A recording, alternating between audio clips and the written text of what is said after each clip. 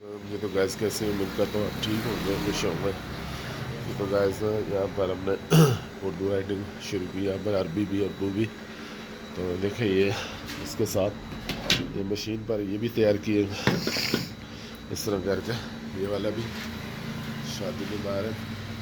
और उसके बाद फिर हम लोगों ने ये इसके बाद ये तैयार किया है मशीन के ऊपर, आप देख सकते हैं कितना अच्छा खूबसूरत इसी मशीन के ऊपर तैयार किया गया, CNC मोटर मशीन के ऊपर। कलमा वगैरह भी लिख के उधर लगाया सब करके, वो भी आपको दिखाता हूँ। ठीक है, तो आप देखते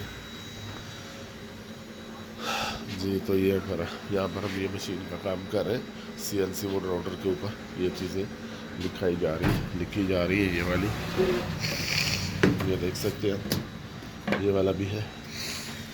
इस तरह करके इसको हम लोग तैयार करते हैं मशीन के ऊपर जी। देखिए आप ज़रा, और मज़ीद भी मैं अरबी लैंग्वेज लिखाई हुई है, उर्दू ये वाली भी लिख के आपकी वीडियो बना के इंशाल्लाह सेंड करेंगे। इंशाल्लाह आप देखेंगे, मज़ीद हमारी वीडियो देखते रहिएगा। शुक्रिया।